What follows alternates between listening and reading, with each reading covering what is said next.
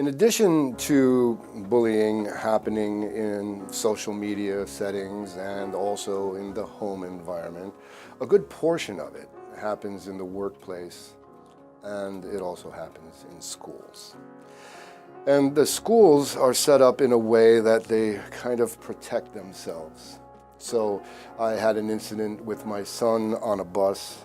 My son sat in the back of the bus, and it was somebody's seat who had always sat there. He was in, let's say, 7th grade. That kid was in 9th grade. And he said, "You have to move." And my son said, "Dad, I'm sitting here." And my son's a big kid and an athlete and was able to take care of himself. He said, "No, you got to move out." He goes, "Oh, no, I'm here." It's whatever. And somehow that bus had a seatbelt or something, and it was put around his neck, and he was choked. Not to death, obviously, but enough that it frightened him. And when he got off the bus, his mood was altered desperately. And I said, "What's up?" "Nothing. I know something happened." And then I noticed a little scuff on his neck. "I'm going to go and I'm going to talk to the principal right now." That was more terrifying to my son than the kid who put the chokehold on.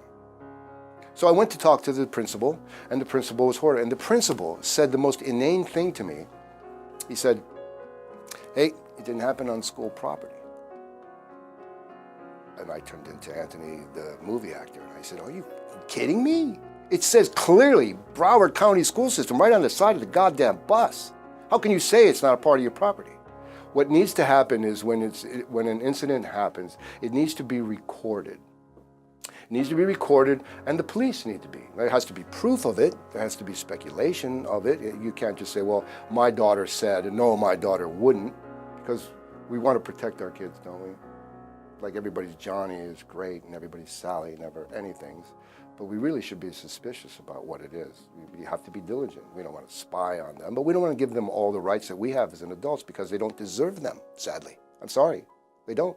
These people who now on social media, I can go on and I can see, you can Google it, hundreds and hundreds of fights of people, schoolyard fights, girl fights. Oh, and then there's people, hundreds of them, standing around with their cell phones, aiming the cell phones and egging them on.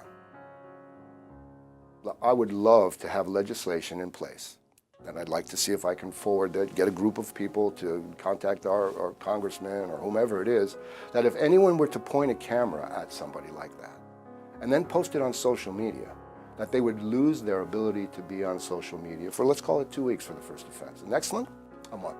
Next one, ever, forever. Well, how could you have that happen? Easily.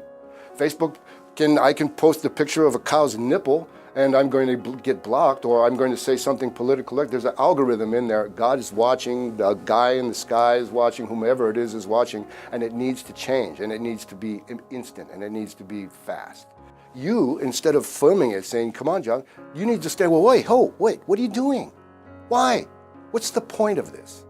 Really, truly, what's the point of it? How would you like it if this was your mom, or you're this, or you're that?" Now, we've told our kids that forever and ever. But until there's something that they lose, something that means something to them, nothing will change. And it's up to you parents to decide how to initiate that kind of action.